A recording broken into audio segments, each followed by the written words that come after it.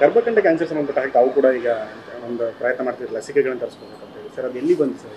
ಈಗ ಈ ವರ್ಷ ನಾವು ಈ ಗರ್ಭಕಂಠ ಕ್ಯಾನ್ಸರಿನ ಒಂದು ಏನು ವ್ಯಾಕ್ಸಿನೇಷನ್ ಇದೆ, HPV ವ್ಯಾಕ್ಸಿನೇಷನ್ನು, ಅದನ್ನು ರಾಷ್ಟ್ರ ಮಟ್ಟದಲ್ಲಿ ತರಬೇಕು ಅಂತ ಕಳೆದ 2-3 ವರ್ಷದಿಂದ ಪ್ರಯತ್ನ ನಡೀತಾನೆ ಇದೆ. ಇದು ಸಾರ್ವತ್ರಿಕ ಒಂದು ಈ ರೋಗ ನಿರೋಧಕ ಕಾರ್ಯಕ್ರಮದಲ್ಲಿ ಬರಬೇಕು ಅಂತ, ಇಮ್ಯುನೈಸೇಷನ್ ಪ್ರೋಗ್ರಾಮಲ್ಲಿ ಇರಬೇಕು ಅಂತ ನಾವು ಒತ್ತಾಯ ಮಾಡ್ತಾ ಇದ್ದೀವಿ. ಯಾಕೆಂದರೆ ಈ HPV ವ್ಯಾಕ್ಸಿನ್ ಉಪಯೋಗಿಸಿದ್ರೆ ಗರ್ಭಕಂಠದ ಕ್ಯಾನ್ಸರನ್ನು ನಾವು ಸಂಪೂರ್ಣವಾಗಿ ನೀವು ಇದನ್ನು ತೆಗೆದಾಕ್ಬೋದು ಅಂತ.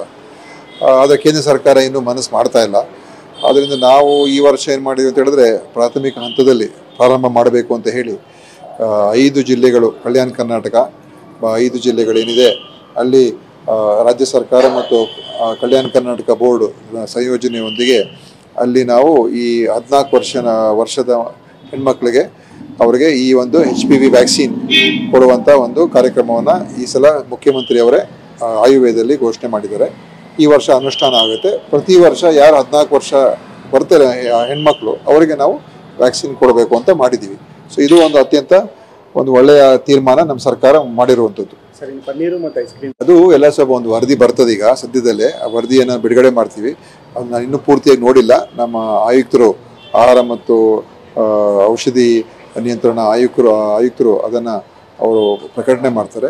ಅದರಲ್ಲಿ ಏನೇನು ಫೈಂಡಿಂಗ್ಸ್ ಇದೆ ನೋಡಿಕೊಂಡು ಇದು ನಿಮ್ಗೆ ತಿಳಿಸ್ತೀವಿ.